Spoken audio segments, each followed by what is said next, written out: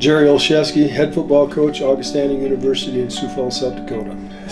Well, it's been an awesome journey. 25 years of coaching in different levels and just progressing through the game. There's not a position I haven't coached. I've coordinated every phase in this game.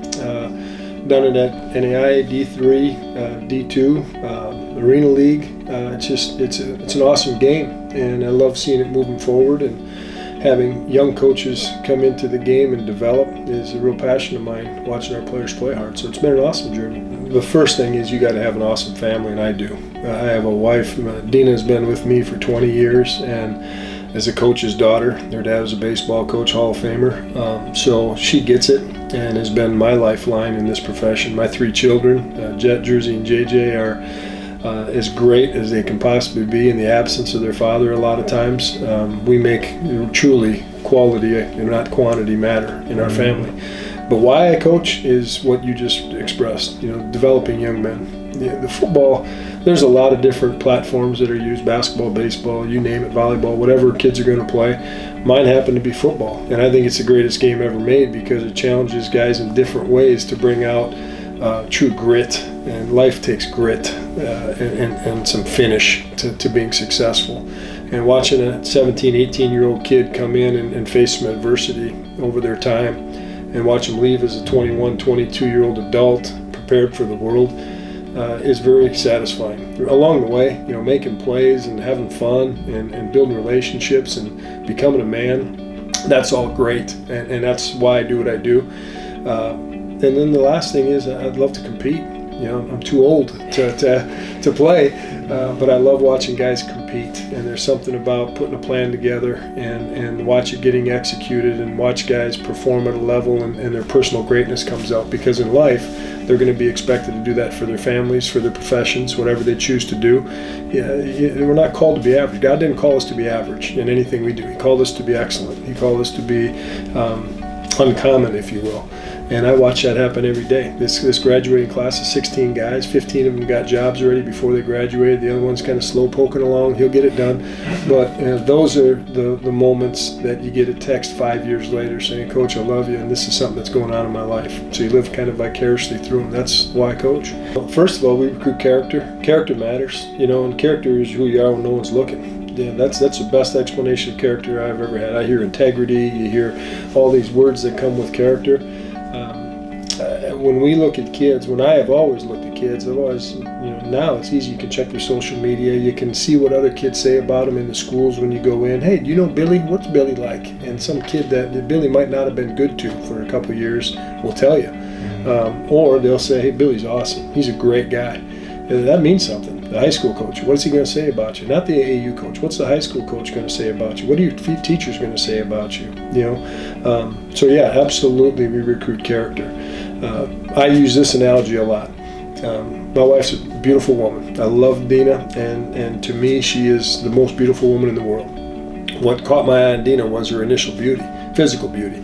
That's the athlete. They're good athletes. They're good players. They catch your eye because they're good players. They pop out on you, make the field tilt, whatever you want to call it.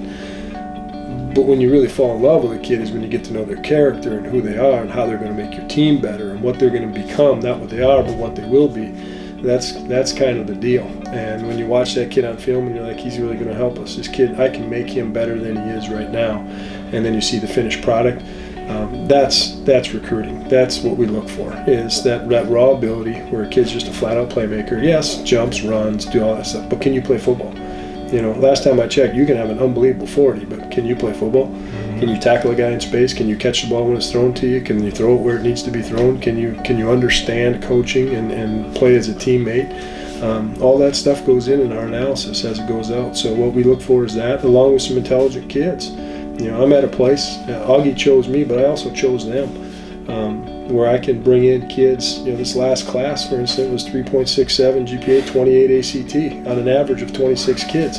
That's a high year for us, but on average, since I've been here, we haven't had lower than a 25 ACT average, and we haven't had lower than a 3.5 average since I've been here. Those are bright kids. Doesn't mean every kid is there. Doesn't mean every kid is a 3.5. But starting at that point kind of sets a bar that we expect you to be smart. We expect you to finish in the classroom. If you're going to do all the other things right, you better do everything right. And that means finish what you started. It's being keepers of the game. It's what it is. I had some great mentors growing up in this game. Some people taught me some very, very valuable things about football and about life coming through this thing. It's why I chose it as a profession. I knew at 9 years old I was going to be a coach. I didn't know it was football. I didn't know that until I played ball in college. But I had some really valuable people in my life give me some advice. So I think the job of all of us that have been in this game for a little bit is to pass that knowledge forward and better the game. My goal is that everybody in this hallway is someday better than me. That should be the goal. If you're doing it right as a head coach, someday the guys that are working for you, you could potentially work for them someday if you're doing it right. And I really want that. I want them all to have aspirations. I want them to have goals. I want them to be successful. Tell them all, be the best assistant coach in the country. Be an expert in your area, whatever that is. You're a receivers coach, be the best damn assistant receivers coach that there is in the nation. Level doesn't define that. I can watch tape. I can go up with an FBS guy or an NAIA guy or Division III guy, whatever it is. Do you know football, and can you get kids to do what you're asking them to do? That's coaching, and that's what we try to do with our guys, and share it with each other.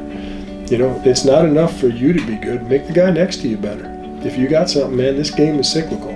It's not like we're going to sit there and hoard something. Sometimes as coaches, we're like, I'm not sharing that secret. I'm like, come on, man, the game's been played for a long, long time. There are no secrets. Right. And the more we get that out and just share that this is what has worked for us, this isn't what works for us, not sharing terminology or stuff like that. Our young coaches should be developing every year, and I want them hungry to do that. I want to keep growing. I'm not done growing yet. The day I stop growing, go do something else.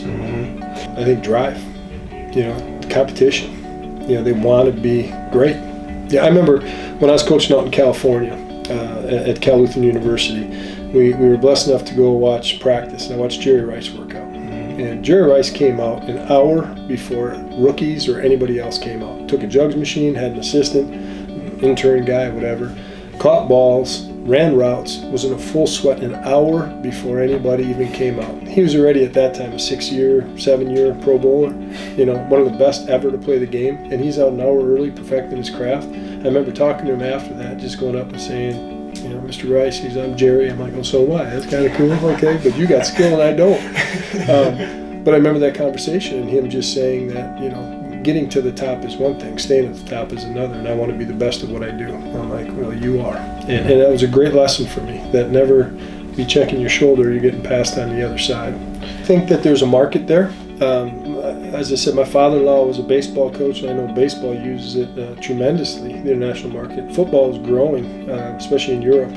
And you and I have had this conversation how if we're really going to be keepers of the game, then let's teach the game. And there's some good athletes that just may not know football very well. And coaches got to be coached before players can get coached.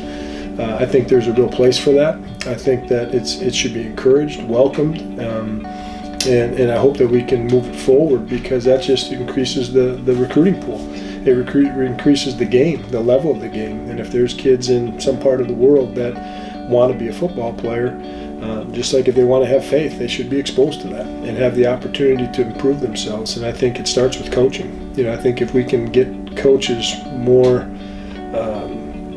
intellectually involved in the game and progressing in the game, obviously they're going to be better teachers, and the product then is going to be better, which is the players. So I encourage it and I welcome it, and I think it'd be a good opportunity for all those people that continue to watch tape. I watch tape. When you came in here, I was watching tape on a coaching clinic on running backs. I haven't coached running backs since I was a GA, but it kind of caught my eye. I thought the guy did a great job, and when you guys leave, I'm going to be talking to my running backs coach and saying, I want this drill put in. And here's why. It teaches balance, it teaches execution, teaches explosion, teaches pad level, all of it in one drill. So the more we can do that, I think will better the game. And I think the international market is probably thriving for it. You know more about it than I do, but I think it's ready to go. Yeah, it's an exciting time. I happen to be at a place where, athletics is important at Augustana. We're a campus of 2,000 kids, students. But we're the highest academic school in our league, in the Northern Sun, one of the highest in the region. And at our school, we're also now again have won the Conference Cup for sports, the All Sports Trophy again for the 3rd year in a row. So for me, it's, you don't have to compromise. You can be a good student and a good athlete and win championships, and that's what it's about here at Augie. It's about winning, and winning in life. Our football program's doing really well. We came off a 9-win season 2 years ago, 8-win last year, 5 All-Americans. That's never been done in school history. 17-win seasons and back-to-back hasn't never been done. Rewrote the football record books offensively for 3 years in a row. Had a Harlan Hill candidate at quarterback. Had 2-time offensive player of the year in our quarterback Trey Hyde. So it's an exciting time, and I really think our younger players are our best players. I think that talent-wise, we're going to continue to rebuild. So the stadium is the best in Division II, period. You heard it here. I love where we play. It really is. Our fan base is awesome. The community of Sioux Falls is growing every day. I love it here. It's great for my family. It's great for our student body. There's always something to do. It's an awesome place to play, and I think that we're not a blip on the radar anymore. I think people are going to pay attention that we can be a football school too. Our basketball team won a national championship 2 years ago, and that's exciting for our school. But all of our sports continue to do well, and we want to stay on the top in football without question. So check us out. It's a good place to be. Fight on.